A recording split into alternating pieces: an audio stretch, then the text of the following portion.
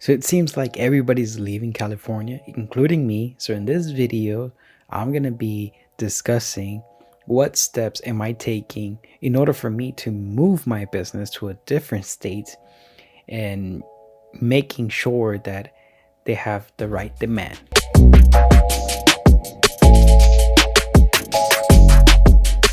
Hi, my name is Daniel. I'm a real estate photographer here in LA. Hopefully, not in LA anymore, sooner than later. But here we talk about marketing strategies, how to grow your business. If you're into photography and wanting to learn more about real estate photography, which is the most profitable yet easy industries out there for you to get in, as opposed as a wedding photographer, which is way 10 times stressful than real estate photographer.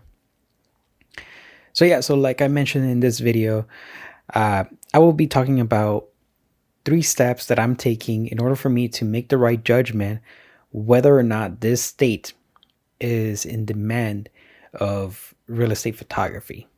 Because every state has different styles of marketing their listing properties. So you want to make sure that the state that you choose to stay at has enough demand for you to keep afloat or make your business a multi-millionaire business. I don't know, you know. So this step number one that I would do is Google real estate photographers in Texas. Now from there you're going to get a list of the map and how many photographers out there and the type of quality that they're providing to their clientele, which I highly recommend you guys take notes of what packages do they bring to the table, what kind of prices they're at, and is there any more value that you can provide for your clientele of your new living state or whatever state you choose. It doesn't have to be Texas. I'm not talking about Texas, but it's just an example. So yeah, once you get a happy medium of prices and everything, then you move on to the step number 2, which is calling real estate agents, calling them on their phones and asking them, how's the market doing in Texas, Austin, Texas, or you know what I'm saying. So specify the city, not just the state, specify the city that you're interested in.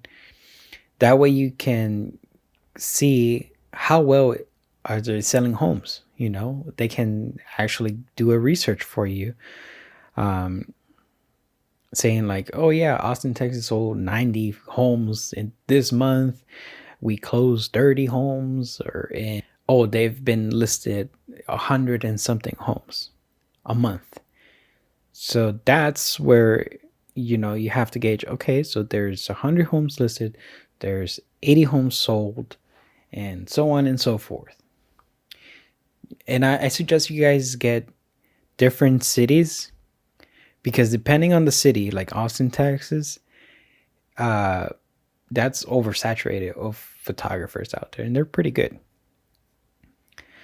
So yeah, get intel from the real estate agent. How many homes have they sold overall in total in that specific city that you want to live in? That way you can assure yourself that, okay, this is the right move for me to set up shop here. It doesn't have to be Austin, Texas again. So once you have that, then you will move to step number 3, which is what kind of developments is the city making? Are they creating more malls? Are they creating more entertainment, new airport? What is the city doing to uplift the community in that city? And this can be a good tell for your business, because it gives you an idea that, okay, they're creating a mall. That means that more investors are going to be purchasing homes, remodeling, and flipping homes. making more apartments, all of that stuff is opportunity for you to go ahead and say like, okay, this is going to be a good placement for myself and my family, because there's a future, you know, growth coming, 3 to 5 years from now. So if you figure this out, if you find like newspapers or news that there's new developments going on in this city, that it's gonna skyrocket the housing market, then that should have money signs in your eyes.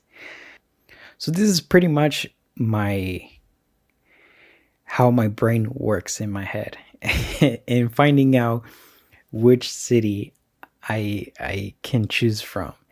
That's I'm researching a couple of states, couple of cities that have been on my radar for a long time.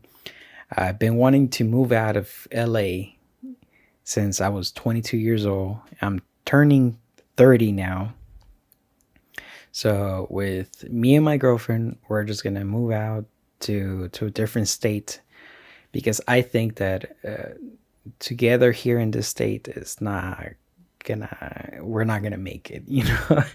There's just too much to break through the ceilings, in order for us to have a decent lifestyle here and raise our family here.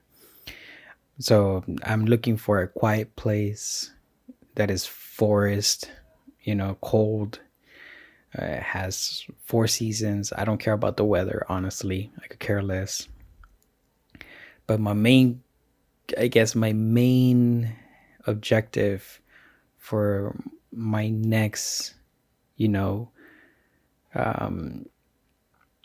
for my next chapter in life, it has to be somewhere quiet, somewhere where I can grow my business and actually see the money and the gains and the profits and everything, And actually, it has to do with a lot with the people too. If they're friendly, if,